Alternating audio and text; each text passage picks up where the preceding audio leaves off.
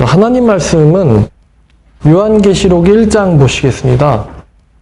자, 오늘 말씀의 제목은 촛대에는 불이 타야 한다 라는 제목으로 여러분들에게 말씀 전해드리려고 합니다. 요한계시록 1장 12절부터 읽어보겠습니다.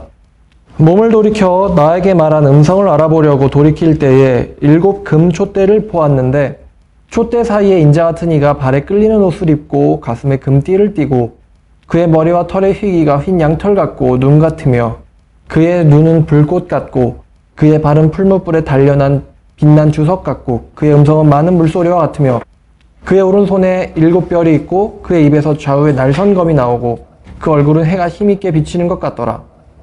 내가 볼 때에 그의 발 앞에 엎드려져 죽은 자같이 되매 그가 오른손을 내게 얹고 이르시되 두려워하지 말라. 나는 처음이요 마지막이니 곧 살아있는 자라. 내가 전에 죽었었노라. 볼지어다 이제 세세토록 살아있어 사망과 음부의 열쇠를 가져왔노니 그러므로 내가 본 것과 지금 있는 일과 장차 될 일을 기록하라. 내가 본 것은 내 오른손의 7 별의 비밀과 또 7 금촛대라.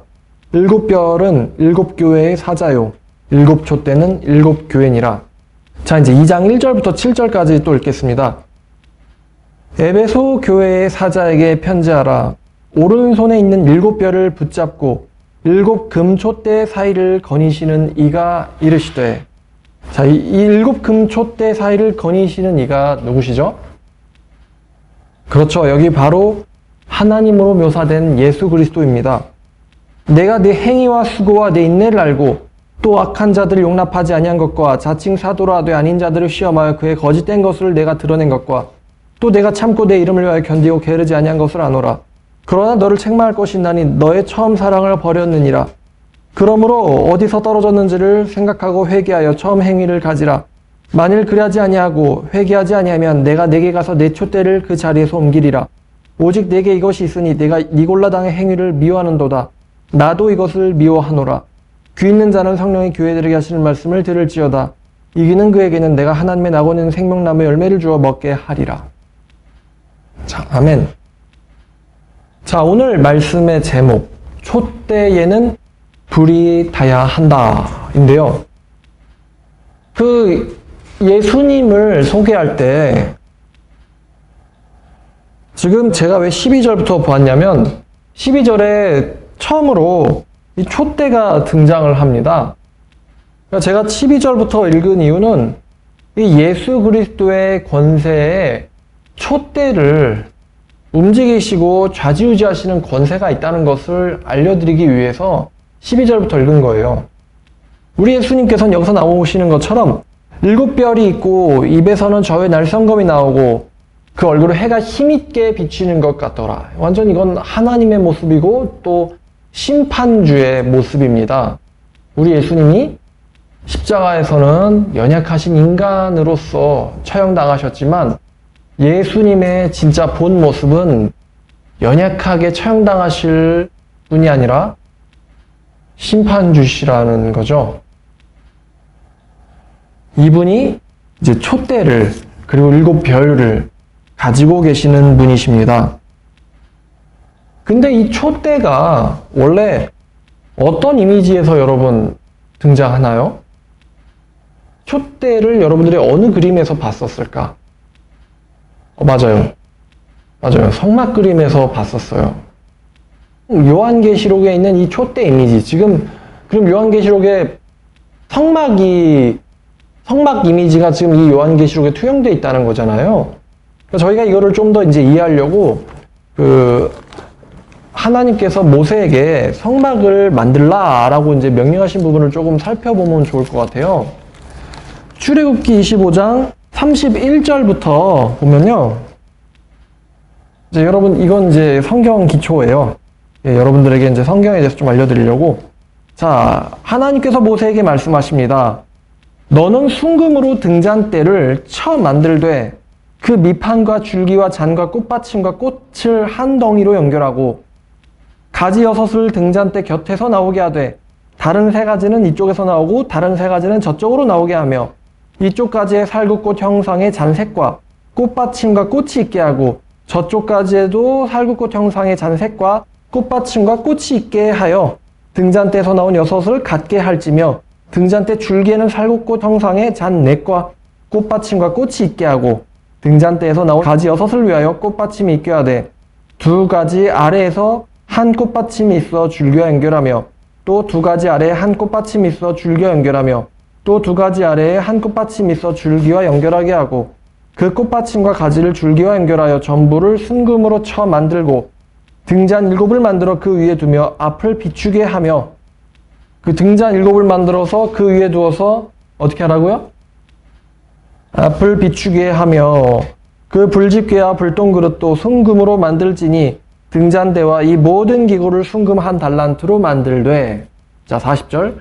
너는 삼가 이 산에서 네게 보인 양식대로 할지니라. 자, 지금 모세가 무언가를 보고 하나님의 명령대로 촛대를 만들었어요. 이제 이 강의가 성막 전체를 설명하는 강의는 아니기 때문에 전체는 또 언젠가 할 날이 오겠죠. 성막 안에는 이제 지성소와 성소라는 이제 구간으로 나뉩니다. 지성소는 이제 가장 거룩한 곳이고, 이제 성소에는 이제 제사장들이 들락거릴 수 있는 장소예요. 근데 지성소에는 1년에 한 번 대제사장이 피가 없이는 들어갈 수가 없는 곳이에요. 근데 지성소에 뭐가 있냐면 이제 법궤가 있거든요. 그 법궤가 있는데 그 법궤가 뭐를 상징하냐면은 하나님의 임재를 상징합니다. 하나님의 임재. 다시 말하면요, 법궤가 있는 곳에 누가 계신 거예요?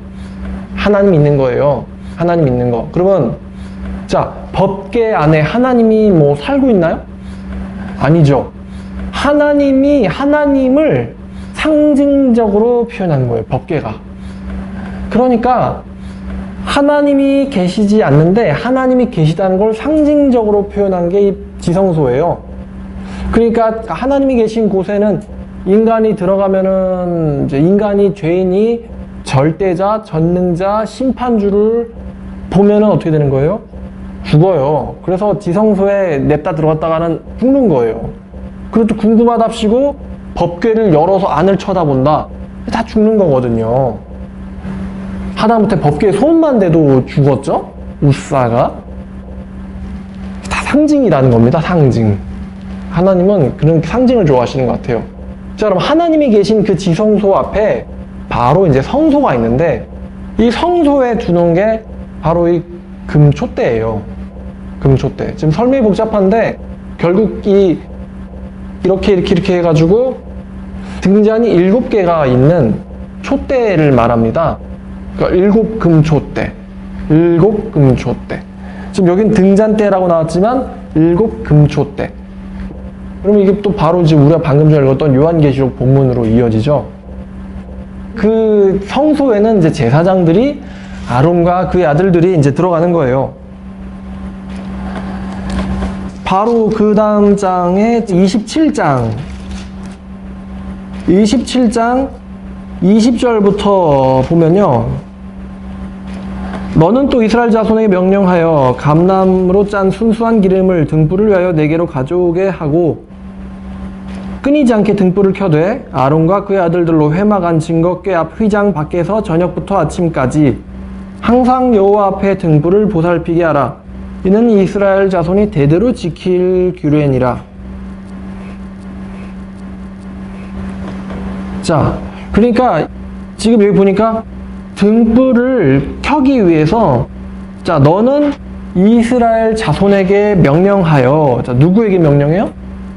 이스라엘 자손. 다시 말하면 모든 이스라엘 국민들, 모든 선택받은 백성들, 모든 신자들에게 명령하여 감람으로 짠 순수한 기름을 등불을 위하여 네게로 가져오게 하고. 자, 이 등불을 켜기 위하여 모든 신자들이 동원됩니다.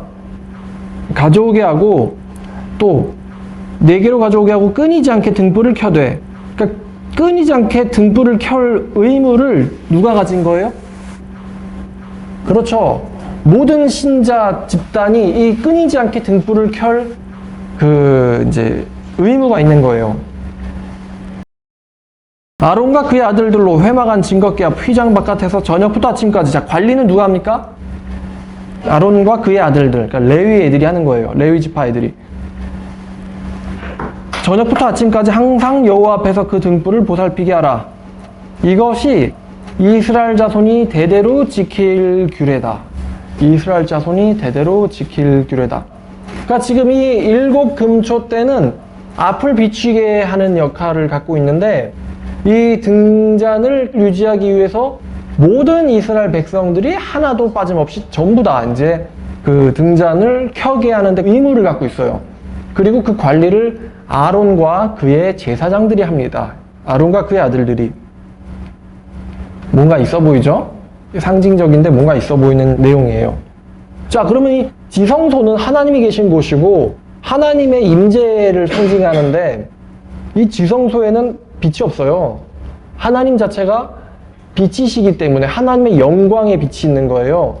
그리고 이 영광의 빛을 한마디로 반사하는, 제가 봤을 땐 그런 느낌이거든요.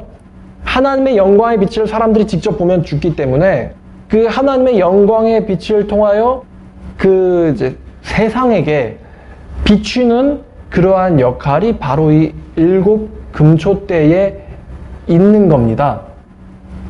이런 해석이 있어요. 이 성전은 우주를 상징한다는 겁니다. 이 성막 모형이 우주를 상징한다는 거예요. 그러면 이제 사람들이 들락날락거리는 이 마당은 피조 세계를, 지구를 가리키는 거고, 그 다음에 이제 유대인들 세계에서 이제 성소는 어디냐? 바로 저 우주를 가리키는 거예요. 성소는 우주를 가리키는 거예요. 그래서 이 7개의 등잔이 비치고 있잖아요. 이걸 또 어떻게 또 해석을 하냐면, 지구를 비추는 7개의 행성을 말하는 거라고 합니다. 이게 또 요일랑도 관련이 있거든요. 그러니까 이제 일월화수목금토잖아요. 그러니까 지구에서 보여지는 7개의 행성들, 해, 달, 그다음에 수성, 화성, 그다음에 또 목성, 또 금성, 토성, 이렇게 이런 거를 얘기하는데, 신기하죠? 우주를 상징한다는 게. 그러면 지성소는 어디냐? 바로 천상계를 가리키는 거라고 하는 거죠. 지성소는. 자, 어찌됐든 지금 보고 싶은 개념은, 촛대는 하나님의 영광을 비추는 역할을 하고 있습니다. 그리고 이것을 위하여 모든 믿는 사람들, 이제 이 당시에는 기독교인이 없기 때문에 모든 이스라엘 자손들이 여기에 대해서 의무를 갖고 있어요. 그리고 이 관리를 아론과 그의 아들들이 합니다. 자, 근데 이제 제가 아까 지성소에는 뭐가 없다 그랬죠? 예, 빛이 없다 그랬어요. 근데 이건 이제 계시록으로 넘어갈게요. 계시록 21장을 보면 23절에 제가 읽어볼게요. 그 성은 해나 달의 비침이 쓸데없으니 이는 하나님의 영광이 비치고 어린 양의 그 등불이 되심이라. 그 성에는 뭐가 쓸데없다고요? 해나 달의 비침이 쓸데없다 그래요. 왜냐하면 하나님의 영광 자체가 빛나고 있기 때문에 그 성에는 해나 달의 비침이 쓸데가 없다. 마치 지성소 얘기하는 것 같죠? 자, 그러면 구약시대에 모세가, 아까 이제 제가 25장 40절을 좀 강조해서 읽었는데, 삼가 산에서 내게 보던 대로 지어라. 자, 구약시대에, 출애굽기예요. 출애굽기 25장 40절. 구약시대에 모세가 만든 이 성막. 자, 그 다음에 이 새 예루살렘 성에는 이제 이게 바로 하나님이 계신 바로 그 도시죠.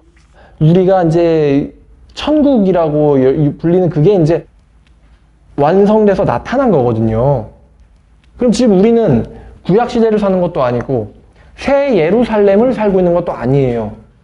그죠? 근데 지금 이 이미지가 구약의 성막이, 그 다음에 계시록에 새 예루살렘 성이 있는데, 지금 우리는 이 가운데에 살고 있단 말이에요.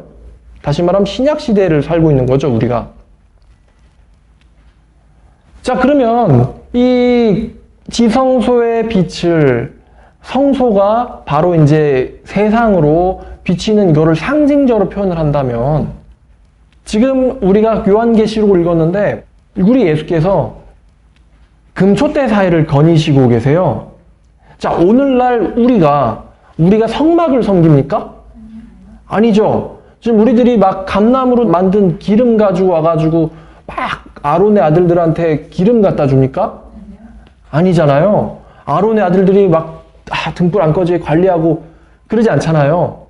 그러면 분명히 이 구약시대에 있었던 이 금초대와 요한계시록에서 등장하는 이 7 금초대 사이에 뭔가 이제 있단 말이에요. 그거를 이제 우리가 좀 이제 보려고 하는데, 자, 그러면 이제 여기 이제 바로 상징이 있고 비밀이 감춰져 있는데요.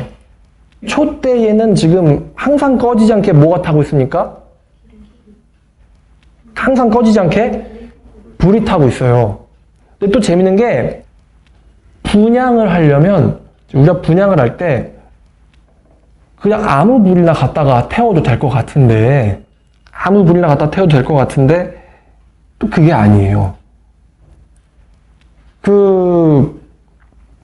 레위기를 보면, 여러분 레위기 10장에 아론의 2 아들이 어떻게 죽었는지 혹시 아십니까?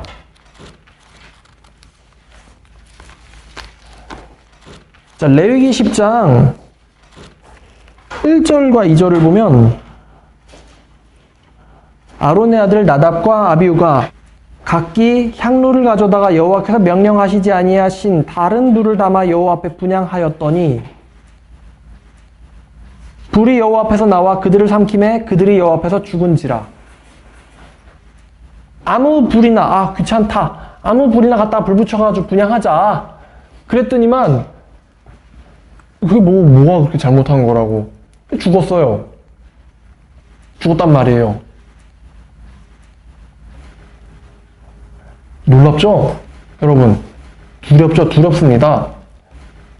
아니, 도대체 그 불이 뭐길래 아무 불이나 갖다가 분향했더니만 다른 사람도 아니고 아론의 2 아들이 죽었어요. 자, 그럼 상징에 불과하지만 하나님께서 그 상징이라 할지라도, 그 상징에는 정확한 어떤 그 상징이라 할지라도 그걸 만드신 목적이 있고 뜻이 있기 때문에, 그냥 귀찮은데 내가 좀 편하게 할게요 라고 하면은 벌을 받는데 심지어 죽기까지 해요. 무섭습니다. 그러면 이 불이라는 것도 그냥 아무 불이 아니라 어떤 의미가 있다는 거거든요. 의미가 있다는 거예요. 그러니까 이제 분향이라고 하면 다시 말하면 이제 제사를 드리려고 한 건데, 제사를 드리려다가 아무 불이나 갖다 썼더니만 이제 죽은 거예요. 근데 우리 하나님이 그러면 아무 제사나 받는다는 거예요? 아니라는 거예요? 그렇죠. 아무 제사나 안 받고, 심지어 하나님이 정하신 방법대로, 하나님이 원하시는 방법대로 하지 않으면 어떻게 된다는 겁니까? 죽는다는 거예요. 그죠? 하나님이 원하신 방법대로 하지 않으면 죽는다는 거예요. 그 요한복음 4장에 이 말씀의 이제 진짜 의미를 예수께서 알려주세요. 요한복음 4장 21절부터 보겠습니다. 예수께서 이르시되 여자여 내 말을 들으라. 이 산에서도 말고 예루살렘에서도 말고 너희가 아버지께 예배할 때가 이를 것이라. 이 산도 아니고 예루살렘도 아니고 너네가 아버지께 진정 예배할 때가 이를 것이다. 이 예루살렘이라고 하면 지금 뭘 말하는 거냐면 지금 이 성막이 있는 곳을 얘기하는 거거든요. 성막, 성전이 있는 곳. 야, 이 산도 아니야. 그리고 니들이 보고 있는 성전, 그 건물 돌로 만든 거기도 아니야. 너네가 예배할 때가 올 건데 22절 너희는 알지 못하는 것을 예배하고 우리는 아는 것을 예배하노니 이는 구원이 유대인에게서 남이라. 아버지께 참되게 예배하는 자들은 뭘로 예배하냐면은 영과 진리로 예배할 때가 오는데 바로 곧 이때다. 지금부터다.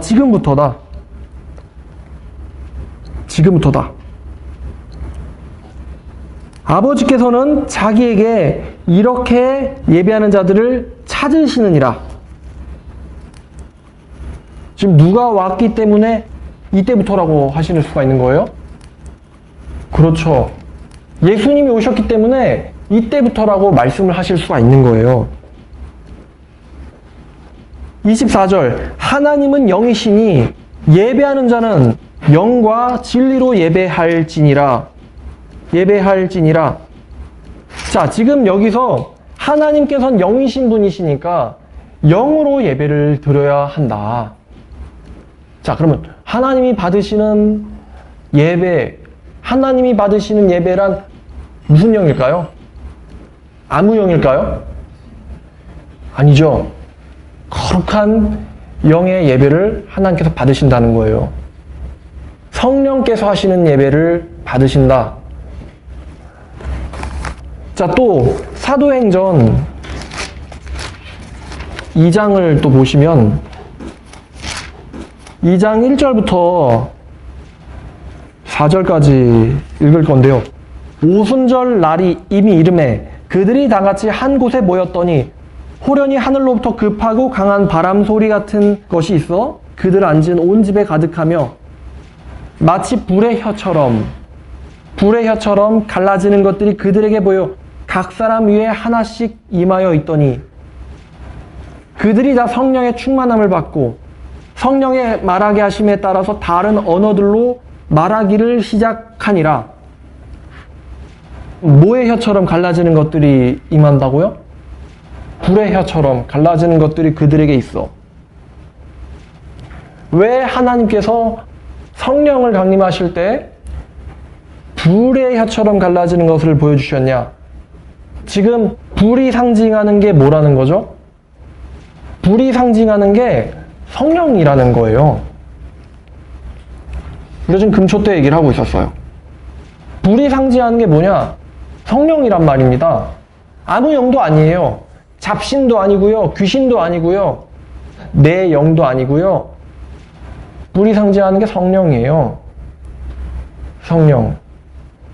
그래서 그 금초대 위에는 지금 이 불이 타고 있는데, 이 7불이 타고 있는데 그 불이요 성령을 상징하는 겁니다. 어린 양의 그 눈이 몇 개죠? 요한계시록 5장입니다. 5장 6절. 내가 또 보니 네 생물과 장로들 사이에 한 어린 양이 서 있는데 일찍이 죽임을 당한 것 같더라. 그에게 7뿔과 7눈이 있으니 이 눈들은 온 땅에 보내심을 받은 하나님의 7영이더라. 자, 이 7금초대 위에 타고 있는 불은 지금 제가 구약 성막 얘기하는 건데 아무 불이 아니라 하나님이 명하신 불입니다. 하나님 명하신 불. 그리고 이 불의 정체는 성령이에요. 금초대에는 뭐가 타고 있어야 됩니까? 불이 타고 있어야 돼요. 여러분, 아까 우리가 출애굽기 25장을 읽었는데 뭐 하기 위해서 불을 끊임없이 태우라 그랬어요? 비추기 위해서, 그 앞을 비추기 위해서 불을 태우고 있어요. 누가 보라고? 그 믿는 사람들이, 또 세상 사람들이 보라고 그곳을 밝히기 위해서 불이 항상 타고 있습니다. 지금 이 나답과 아비후는 엉뚱한 불 가지고 태워보려다가 죽어버렸어요. 자, 그러면 촛대는 뭐냐? 촛대의 정체는 요한계시록 1장 20절 말씀에서 나오는데 1장 20절 네가 본 것은 내 오른손의 7별의 비밀과 또 7금촛대라. 7별은 7교회의 사자요 7촛대는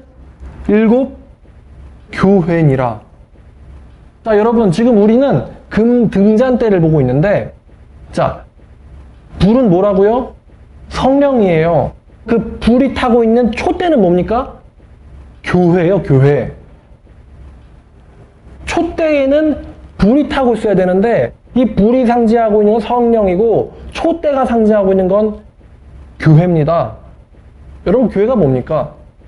다시 말하면 신자 공동체거든요. 구약으로 말하면은 유대인들이요. 신약으로 말하면은 바로 교회입니다. 지금 그거를 지금 요한이 반모섬에서 환상으로 봤어요. 7 촛대 사이에 이제 불이 타고 있는 것을 이제 요한이 봤는데, 그럼 요한이 본 그 7 금촛대가 가리키는 실제 의미는 사실 교회라는 거예요. 오늘 말씀의 제목이 뭐죠? 그렇죠. 촛대에는 불이 타고 있어야 합니다. 이 불이 타기 위해서 모든 신자들이, 유대인들이 동원이 되었고, 그 불이 끊이지 않게 관리하려고 아론과 그의 아들들이 밤낮 그 불을 보살폈어요. 물론 이 말이 우리가 성령을 보살펴야 되고, 우리가 성령이 타게 하려고, 우리가 뭔가 막 하나님을 위해서 뭔가를 해야 되고, 이런 의미가 전혀 아니에요. 이건 지금 상징을 하고 있는 것이기 때문에.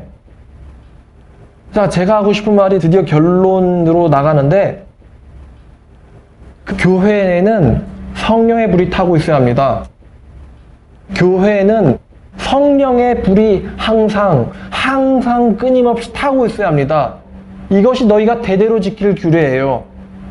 교회는 항상 성령의 불이 타고 있어야 합니다. 그럼 도대체 이 성령의 불을 태우는 이유가 뭐냐? 우리가 방금 읽은 것처럼 빛을 비추려고 타는 겁니다. 빛을 비추려고. 지금 뭔가 구약과 계시록 가운데서 우리가 신약에 우리가 받아야 되고 알아야 되고, 이 구약을 통해서 아론의 아들들을 통해서 끊임없이 구약에서 이게 그들이 항상 꺼트리지 않고 태워왔던 그 일들이 도대체 뭐를 지금 우리에게 가르치고 진짜 그게 뭘 의미하는 건지 지금 우리가 찾아가고 있어요. 교회는 성령을 태우고 있어야 합니다. 마태복음 5장을 보면 예수께서 우리에게 이렇게 말씀하셨어요. 마태복음 5장 13절 이하입니다. 너희는 세상의 소금이니 소금이 만일 그 맛을 잃으면 무엇으로 짜게 하리요? 후에는 아무 쓸데없어 다만 밖에 버려져 사람에게 밟힐 뿐이니라. 자, 너희가 지금 한 명이 아니고 복수잖아요. 여러분, 믿는 신자 공동체가 뭐라고요? 교회란 말입니다. 너희 대신에 교회를 한번 넣어볼게요. 교회는 세상의 빛이라. 산 위의 동네가 숨겨지지 못할 것이요, 사람이 등불을 켜서 말 아래에 두지 않고 등경 위에 두나니 그러므로 집안 모든 사람에게 비치느니라.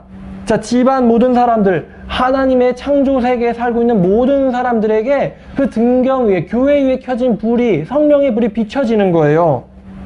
이같이 너희의 빛이, 교회의 빛이 사람들 앞에 비치게 하여, 여기서 말하는 사람들은 이제 문맥상 안 믿는 사람들을 가리키는 거죠.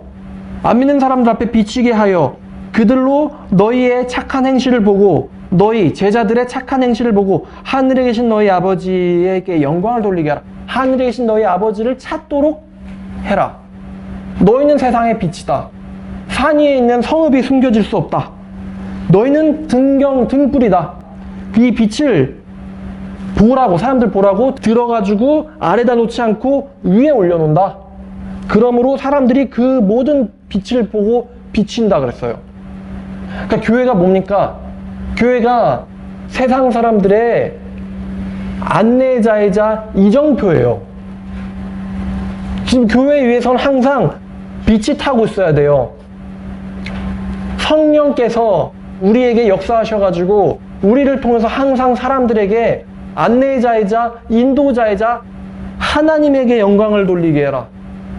이게 지금 끊임없이 7 금초대 위에 불이 타게 하라고 말씀하신 이유예요. 자, 그러면 만약에 촛대에 불이 타지 않으면 어떻게 될까요? 촛대 위에 하나님께서 명하신 그 불이 타고 있지 않다면 하나님께서 어떻게 하실까요? 그 요한계시록 2장 1절 7절까지 보여주는 말씀에서는 하나님께서 이렇게 말씀하십니다. 그 심판과 예수께서 자기를 소개하시는 내용과 굉장히 밀접하거든요. 밀접한데, 에베소 교회의 사자에게 편지해라. 예수께서 자기를 이렇게 소개하세요.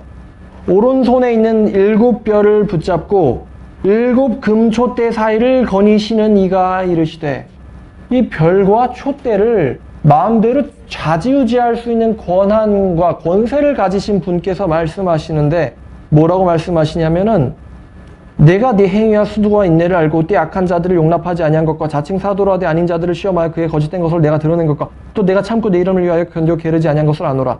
그러나 너를 책망할 것이 있나니 너의 처음 사랑을 버렸느니라. 그러므로 어디서 떨어졌는지 생각하고 회개하여 처음 행위를 가져라. 만일 그리하지 아니하면 회개하지 아니하면 내가 내에 가서 내 촛대를 그 자리에서 옮겨버리리라.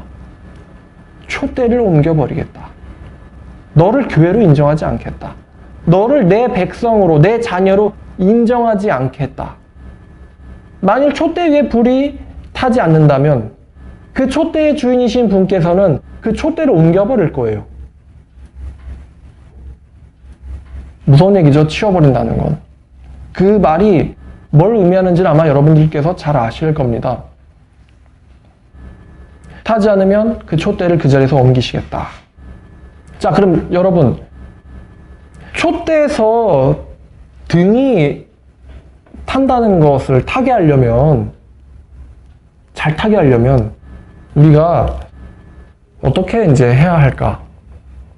이거 이제 적용을 말씀드려야 될 텐데, 첫 번째는 하나님은 거룩한 분이십니다. 거룩하신 분이세요. 믿는 사람들에게서 이 불이 잘 타려면 믿는 사람들이 어떻게 해야 되나? 우리 하나님이 거룩하신 분이시기 때문에 성령의 전에 성령께서 거하시려면 그러면 이 성령의 전인 우리들도 어때야 됩니까? 거룩해야 됩니다. 거룩해야 돼요. 거룩하다는 말은요, 여러분들이 이제 아시겠지만 구별되다 라는 뜻입니다. 구별되다. 거룩하다. 아, 저 사람 참 거룩해 보인다.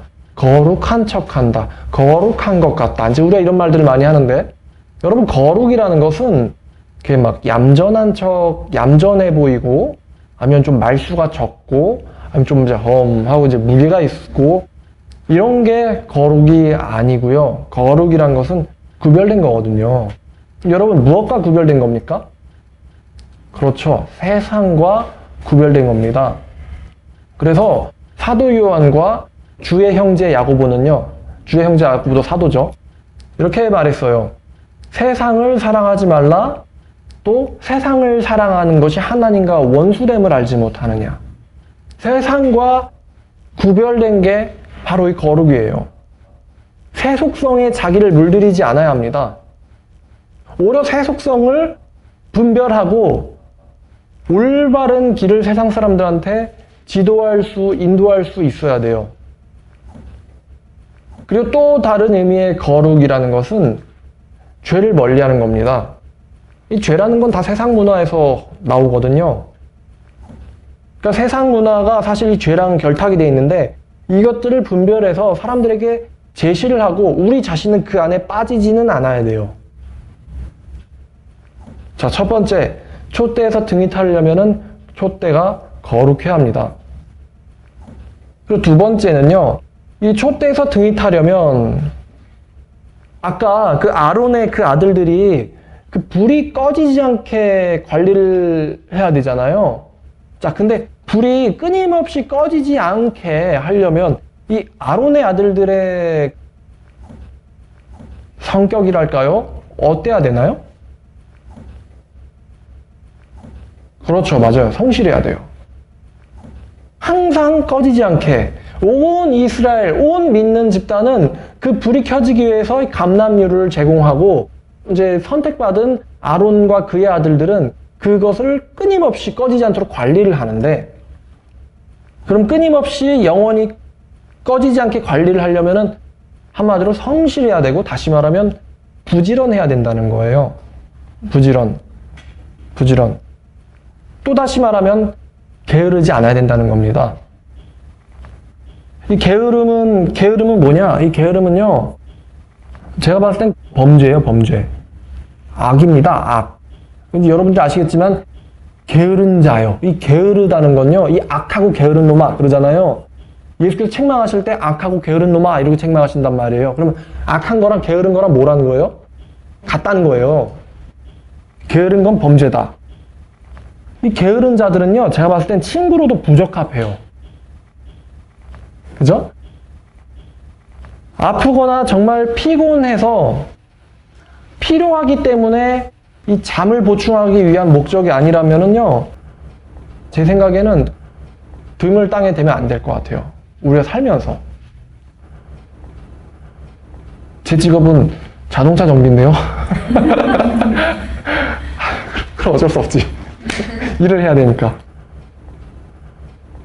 이런 생각이 들더라고요. 잠은 죽고 나서 자면 될 것 같고, 등을 바닥에 대는 건 어떤 분이 그러시더라고요. 등을 바닥에 대는 건 죄라고. 또 이제 저는 또 이렇게 생각해요. 여러분, 인생이, 우리 진짜 참된 신자들에게 있어서 인생이 내 겁니까? 아니면 하나님한테 빌린 겁니까? 하나님한테 빌린 거죠? 빌린 거예요. 그러면 한마디로 우리가 만약 게으르다. 그러면 하나님이랑 계약 위반이거든요. 전도서 12장 7절을 보면 이런 말씀이 있는데, 흙은 여전히 땅으로 돌아가고 영은 그것을 주신 하나님께로 돌아가기 전에 기억해라. 영은 그것을 주신 누구에게로 돌아간다고요? 하나님께로 돌아간다. 여러분, 사람에게서 영 휙 빼가면 어떻게 되죠? 죽어요. 그러니까 사람의 생명은, 인생은, 삶은 하나님께 빌린 겁니다. 그러니까 이제 최선을 다해야 되는 거예요. 그 다음에 이제 또 하나가, 이건 제가 사이비랑 싸우면서 느낀 건데, 여러분, 사이비 교주들이요, 게으를까요? 부지런할까요? 부지런하죠? 여러분, 김정은이가 게으를 것 같아요? 부지런할 것 같아요? 이거 게으름 필 것도 같다. 제 생각에 김정은이 되게 부지런할 것 같아요. 왜냐? 게으르면은 한마디로 누가 목을 딸 수가 있잖아. 그쵸? 그러니까 이 범죄도 진짜 이 엄청나게 국가급으로 치려면 부지런해야 되거든요. 사이비 교주들도 굉장히 부지런할 것 같습니다. 그쵸? 잡범 말고 큰 범죄를 하는 사람들은 되게 부지런할 것 같아요. 그러니까 이제 제가 무슨 생각이 드냐면은, 나쁜 범죄를 치는 애들도 굉장히 부지런하게 움직이면서 이제 범죄를 구성한단 말이에요. 그러면 이제 그 범죄자들을 쫓는 자들은 걔네들보다는 부지런해야겠죠? 그리고 이제 마지막으로 예를 드는데 이런 생각이 들었어요. 여러분, 평생 도움받고 살고 싶습니까? 아니면 도와주면서 살고 싶습니까? 그렇죠. 우리가 도와주면서 살고 싶죠? 그러면 남을 도와주려면 도움을 받는 사람보다는 유능해야 되지 않겠어요? 그쵸? 여러분, 수상구조대인데 어떤 사람이 물에 빠진 걸 봤는데 수상구조대가 수영을 못해요. 수상구조대인데 여기서 유능이란 이제 수영을 할 줄 아느냐 못하느냐인데 지 몸도 못 뛰어요.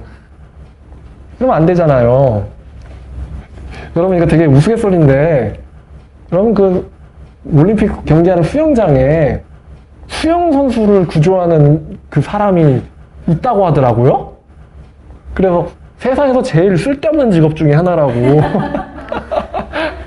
왜냐면 수영 선수가 물에 빠졌을 때 그 사람을 구조하려고 비상대기를 하고 있는 건데, 어쨌든 간에 이런 좀, 하여튼 남을 도우려면요 유능해야 된다는 겁니다. 다시 말하면 유능하려면 또 노력을 많이 해야 되고요, 부지런해야 된다는 얘기예요. 성경에서 게으른데 구원받은 사람이 있나요? 여러분, 요셉 멋있죠? 당대 세계를 제패하는 이집트 제국의 총리가 됐던 자인데, 게으릅니까? 부지런합니까? 부지런하죠. 그리고 이제 또 하나, 세계를 제패했던 바벨론 제국의 또 이제 총리가 있죠? 다니엘. 게으를까요? 부지런할까요? 부지런하죠. 우리가 이렇게 생각하는 경향이 있을 수 있어요. 하나님이 도와주시면 한마디로 자다가도 갑자기 총리가 될 수 있는 거 아니냐. 하나님의 전지함을 이제 좀 다르게 해석을 하는 것 같은데, 다니엘이나 요셉이 유능했던 이유 중에 하나는 그들이 되게 부지런했기 때문이에요. 그러니까 하나님도요, 갑자기 뭐에서 뭐를 만들진 않는다는 겁니다. 사도 바울, 여러분, 사도 바울이 굉장히 부지런한 사람이죠? 그죠? 사도 바울이 바리새인이었을 때, 게을렀을까요? 부지런했을까요? 부지런했을 것 같죠? 왜냐?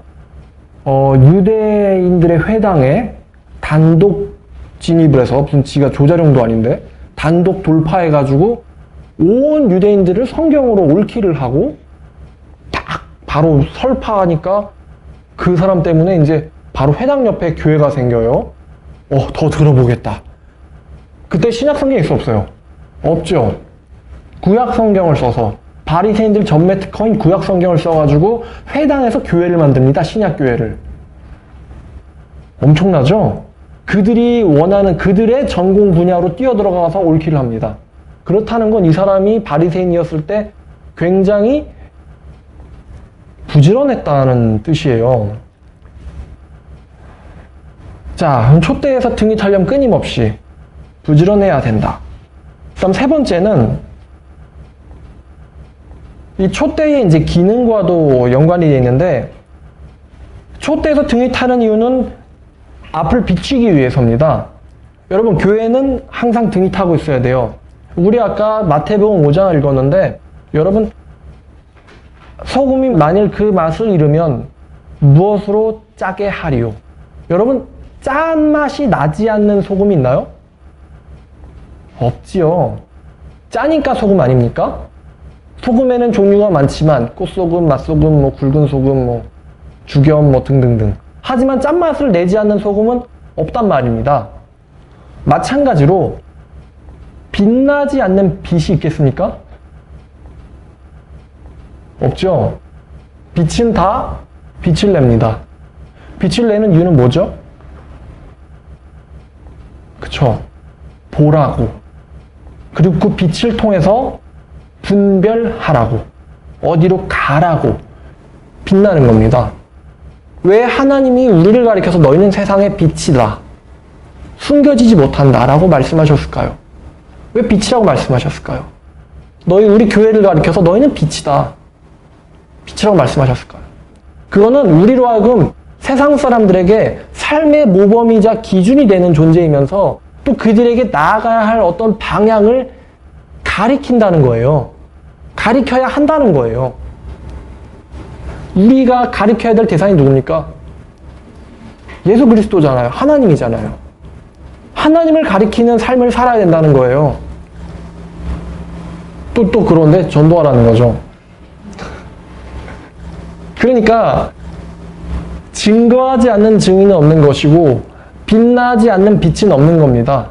짠맛을 내지 않는 소금은 없는 거예요. 항상 촛대 위에는 불이 켜져 있어야 됩니다. 왜? 이 세상으로 보라고. 그래서 어디로 가라고?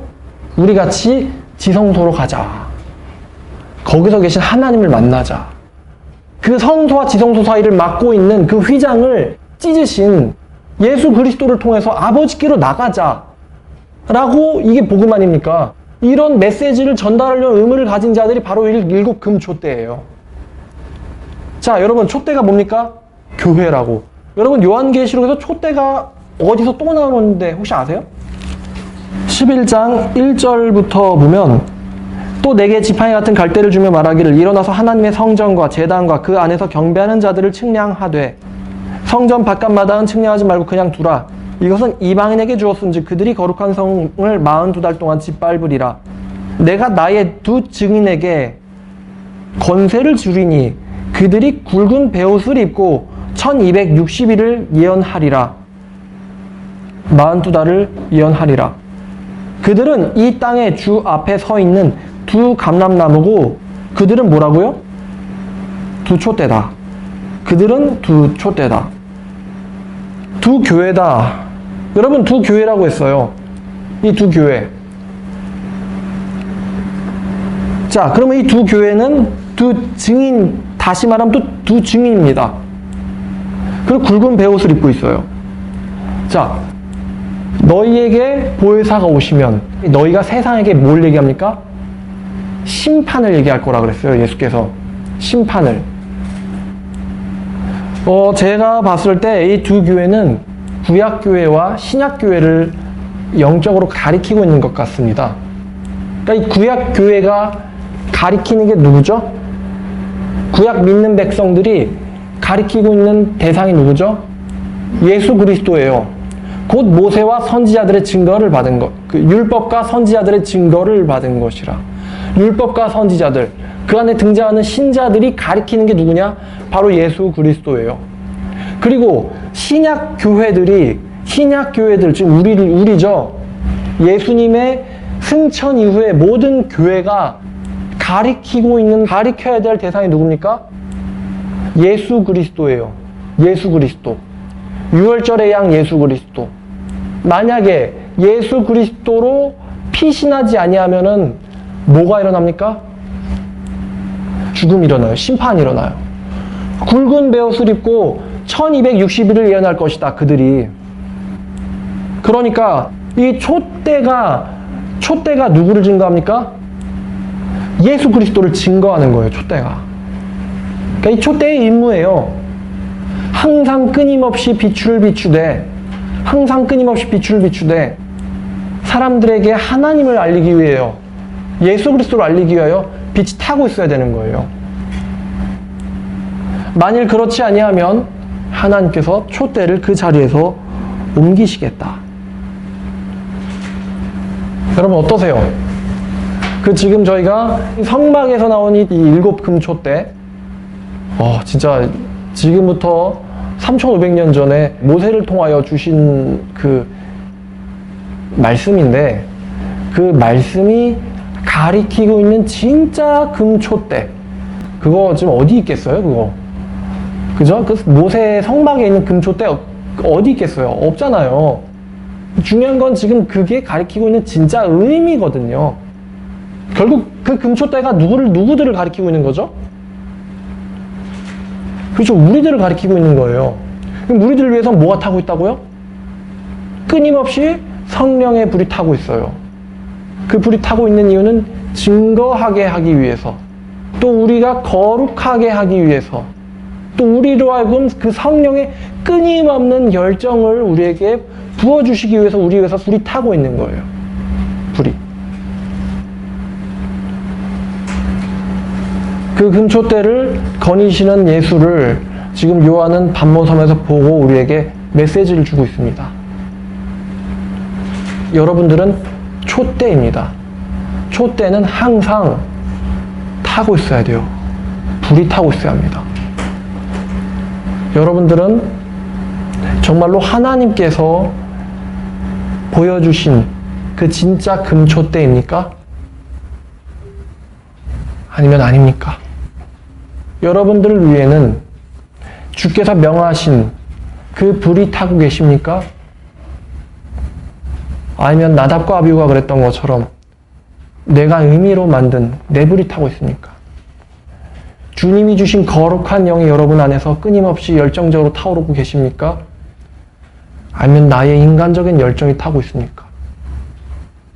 여러분들의 그 사명 안에는 주님이 주신 그 증인의 사명이 불타고 있습니까? 아니면 자기의 인생을 위한 안락이 불타고 있습니까? 욕심이 불타고 있습니까? 이 일곱 금촛대를 거니시는 주님께서 우리에게 말씀하십니다. 나는 모든 것을 치워버릴, 아니면은 내 것으로 삼을 권세가 나에게 있다. 여러분들이 해나 달이 빛이 필요 없는, 또 성전도 없는, 왜냐하면 어린 양께서, 그 전능하신 분께서 그곳에 성전이시기 때문에 여러분들이 그곳에 가실 그날까지 여러분들을 위해 끊임없이 불이 타기를 주님의 이름으로 축원합니다. 기도하겠습니다. 하나님 아버지, 정말 어떻게 이렇게 놀라운 말씀을 우리에게 주실 수 있습니까? 주님 우리에게 귀한 촛대의 비밀을 알려주신 주님을 찬양합니다. 또한 아버지 우리에게 성령의 불을 부어주심을 찬양합니다. 그로 인하여 끊임없이 영혼을 구원하기 위하여 이 가슴 속에 하나님의 사명이 불타고 있게 하심에 감사합니다. 이 불이 내가 만든 불도 아니고 주님께서 주신 불입니다. 아버지, 바라옵는 것은 우리 모두가 이스라엘 백성들이 그러했던 것처럼 우리 모두가 그 불에 참여하여 아버지의 귀한 빛 비치는 사역에 동참하는 우리 모두가 되도록 주여 도와주시옵소서. 이 모든 말씀 금초대를 거니시는 예수 그리스도의 이름으로 기도드렸습니다. 아멘.